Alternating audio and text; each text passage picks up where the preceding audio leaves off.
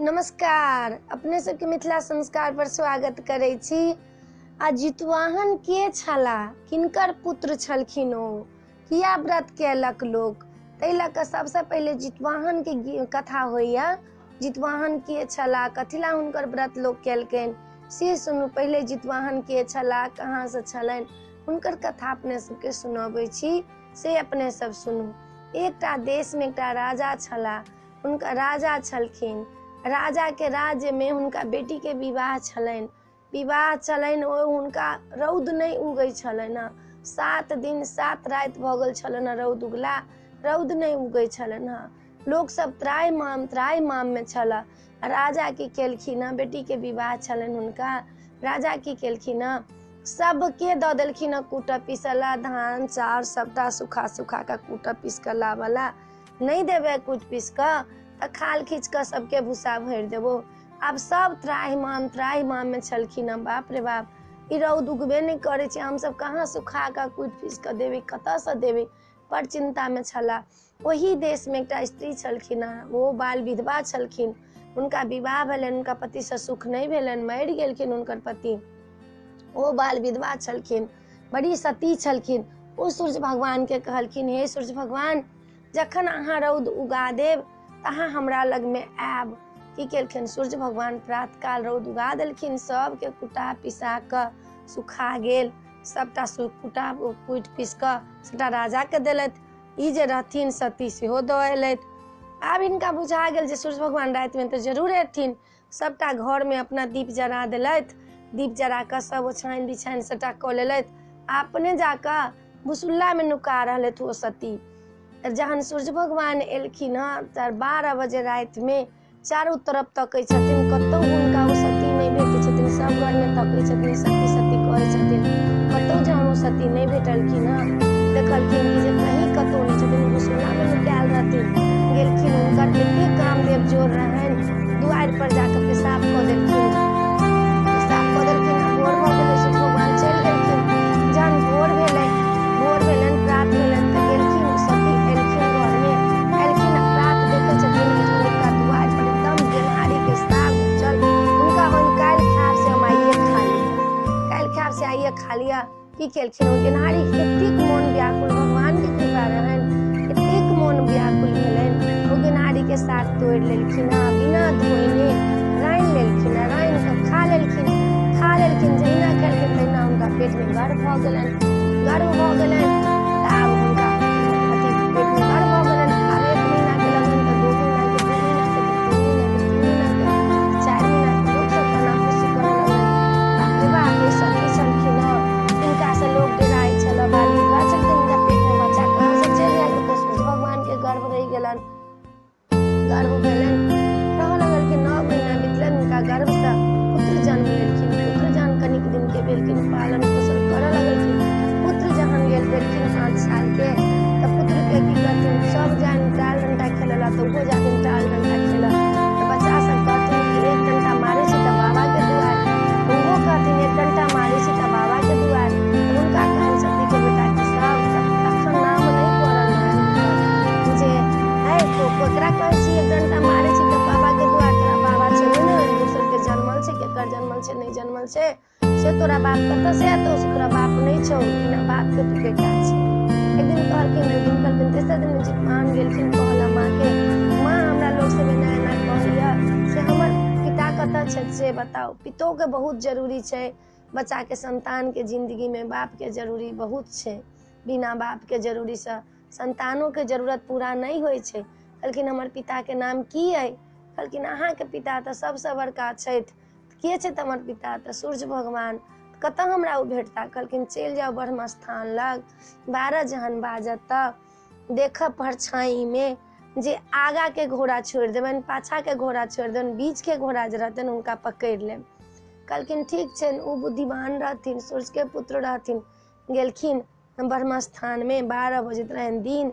परछाई में देखलखिन आगा घोड़ा जाइ छै, पाछा घोड़ा जाइ छै, ओकरा सबके छोड़ि देलखिन, बीच के घोड़ा के खुट्टी पकड़ि लेलखिन।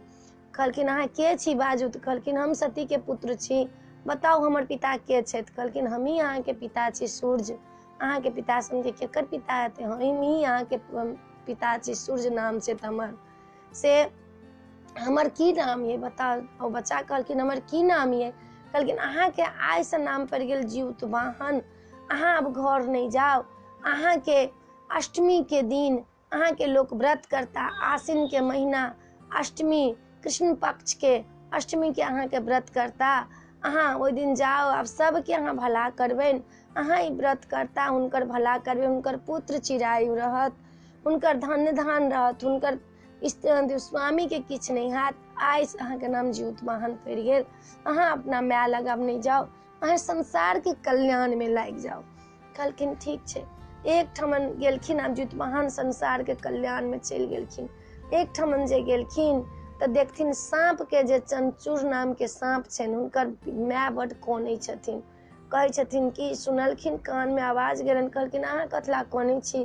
कहलखिन कि जे गरुड़ महाराज के ओहिठमन आइ हमरे बेटा के जाके ये, से गरुड़ सबके पारी पारी बजबै छै आ सब साँप के खेने जाइ छै। कहलखिन ठीक छै, अहाँ के बेटा आइ नहीं जायत, आइ हम जायब। कहलखिन ठीक छै। गेलखिन, राति बीतलै, गरुड़ लग में ई जितवाहन जे रहथिन से चलि गेलखिन, सुति रहलखिन। गरुड़ एलनि, हुनका सुंघलखिन, कहलखिन आइ तऽ साँप नहीं है, आइ तऽ मनुख लगैया। की केलखिन गरुड़, आधा ई हुनकर खा लेलखिन। जहन खा लेलखिन तऽ गरुड़ एना कऽ तकै छथिन तऽ कहै छथिन कि अरे गरुड़ रुकि गेलखिन। कहलखिन अहाँ के छी। कहलखिन हम जितवाहन छी। अहाँ किनका किनका पुत्र के खाइ छियनि से आइ अष्टमी के आइ आसिन के अष्टमी के आइ व्रत छै, जितिया व्रत छै। आइ सब अपन अपन पुत्र के लेल व्रत केने छै। आइ हमरो में हमरा लेल व्रत केने हैत, से अहाँ कथिला सबके खाइ छियै। कहलखिन हुनका गरुड़ संकोच भऽ गेलनि। गरुड़ कहलखिन अपने हमरा माफ कऽ दिअ, मांगू की मांगै छी। लेकिन हम की मांगब, जते सांप के खेने छी सबके अहाँ उगैल दियौ, किनको पुत्र के अहाँ नहीं खाओ आ सबके आशीर्वाद दियौ। गरुड़ की केलखिन, हुनकर सबटा सांप के उगैल देलखिन, सबके पुत्र के आशीर्वाद देलखिन। जितवाहन कहि के प्रचार कऽ के चलि गेलखिन जे आसिन के अष्टमी के कृष्ण पक्ष के अष्टमी के ई व्रत हैत, जितवाहन व्रत। जे पुत्र जीवित रहत, जे स्त्रांगन करथिन 24 घंटा करथिन, जखन तक अष्टमी रहते तखन तक ई व्रत करथिन, हुनकर पुत्र के शोक नहीं हेतनि, हुनकर पुत्र जीवित रहथिन। से आइ से हम अपने सबके व्रत कहि कऽ जाइ छी। फेर एक ठमन जाइत जाइत देखलखिन एकटा हाथी बड मातल छै, ओ हाथी सबके मारि रहल छै। तब लोग सब हल्ला करे कि बाप रे हाथी की करते नहीं करते, की करते नहीं करते। जितवाहन 5 साल के रहथिन। लोग सब पूछलखिन हो ई कथी के हल्ला भऽ रहल छै। कहलखिन सरकार की बताओ, हाथी बड मातल छै, हाथी के से सबके मारे छै, बहुत मातल छै। कहलखिन बहुत मातल छै। कहलखिन हाँ। की केलखिन जितवाहन 5टा विष के लड्डू बनेलखिन, बड़का बड़का लड्डू बनेलखिन आ कहलखिन अहाँ सब शांत रहू। ओहि हाथी के लग में ई जाइत रहथिन। लोग सब कहे अहाँ कहाँ जाइ छी, ओ तऽ केकरो पुत्रे छी, अहाँ किया जाइ छी। कहलखिन तो सब शांत रह। देखेलखिन हाथी के आगा में विष के लड्डू रहन से गुड़का देलखिन। हाथी एकटा खेलखिन तऽ शांत भऽ गेलखिन, फेर दोसर खेलखिन तऽ शांत एकदम शांत भऽ गेलखिन। फेर तेसर लड्डू खेलखिन, हाथी डगमगाए लगलखिन। फेर 4म लड्डू देलखिन, हाथी खसऽ लगलखिन, धड़ाम से धरती पर खसलखिन। 5म लड्डू देलखिन, हाथी मरि गेलखिन। गाँव में हाहाकार मचि गेल। जेकरा 5 साल के बच्चा आयल छथिन से अपना बुद्धि से कथी लड्डू खुएलखिन हँ, से हाथी मरि गेल, मातल हाथी छलऽ मरि गेल। से बाप रे बेटा छथिन कि की हुनकर चमक कपार से निकलै छलै, बेटा छथिन कि की छथिन पता नहीं। सब लोग गेलखिन हँ, कहलखिन अपने के छी। कहलखिन हम जितवाहन छी। से जिनका जिनका पुत्र छनि से आसिन के अष्टमी के व्रत होइया, 7वीं के नहा खाइया आ अष्टमी के व्रत होइया। जते पुत्र वाली छथि सबके हिनकर व्रत करऽ पड़तै। व्रत के दिन खर नहीं खोटी, सब्जी नहीं काटी, केश नहीं झाड़ी, 24 घंटा ई व्रत रहत। जे ई व्रत करती हुनका पुत्र के किछु गलत नहीं हेतनि, हुनकर पुत्र नीक से रहथिन, हुनकर शोक विनाश नहीं पुत्र हेतनि, हुनकर पति नीक रहथिन, धन्य धान भरल रहथिन। ओहिठमन से जितवाहन महाराज के जय कहि कऽ चलि गेला। ओहिठमन जे गेला, एक देश में गेलै तऽ एकटा ग्वारनी के घर गेलखिन। हुनकर ग्वारनी बाहर में की करथिन, अबथिन तऽ गीत गावऽ लगथिन आ घर में कानऽ लगथिन। जितवाहन देखलखिन, कहलखिन कि करे छे कहलखिन आइ हमरा बेटा के बियाह लगौना करा के हमर बेटा कन्या लबैया। आ राजा के बेटी के पेट में कथी छे जे सबके बारी बारी बजबै छे राजा जे हमरा बेटी ला एक रात रह जात ओ जीवित प्रात भेने रह जात ओकरे संगे हम अपना बेटी के विवाह क देबै आ ओकरे संगे हम आधा राज बांट के द देबै ओकरे संगे हमर बेटी रह लगते। आ पता नहीं सरकार राजा के बेटी के पेट में की छे सांप छे कि बाघ छे की छे से जे जाए छे ओकरा लग में रात में सुत से प्रात जीवित नहीं अबै छे मरिए क अबै छे। ओइला कने छी जे हमर बेटा गौना करा के लबैया आ हमर बेटा के आई पार छे। कहलखिन गे बुढ़िया तो चिंता नहीं कर से तोरा बेटा के पार छो न त हम चल जाब। कहलखिन कि अहाँ कथला जाब अहूँ तो केकरो पुत्रे छी सबसे छोट छी अहाँ के हम कोना जा देब। कहलखिन नहीं तो चिंता नहीं करिए हम जाब हमरा किछ नहीं हैत तो अपना बेटा के घर में लक सुतबिए आ हम जाब। कहलखिन ठीक छे गौना करा के बेटा लेलन रात बीतले जितवाहन गेलखिन ओइ राजा के बेटी लग में सुतला आ एकटा केरा के डमफोर मनुष्य जका बना देलखिन राजा के बेटी के संगे सुता देलखिन केरा के डमफोर के बड़का दीप जरा देलखिन और केरा के डमफोर पर सफेद कपड़ा ओढ़ा देलखिन।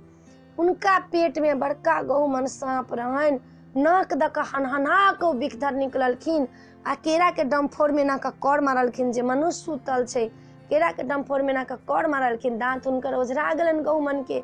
जितवाहन रहथिन पथी में खंडा लग ठाढ़ भेल कोना में देखलखिन ओमे छटपटा रहल छे सांप के केलखिन हेलखिन खंडा से ना के सांप के काट देलखिन आ काट क आ ओ पलंग तर में झाँप के ध देलखिन। गेलखिन कह बुढ़िया के गे जे हुनका पेट में छलैया सांप तकरा हम मार देलिए पलंग तर में गाड़ के काट के ध देने छिए तो अपना बेटा के जो कहियन सुतला ओइठमन आ कहथिन भोर में राजा पूछथिन जे तो केना जीवित रहले तो देखा देथिन कि इहे पेट में हुनका छलन ह तै लक केओ नहीं जीवित रहै छलखिन।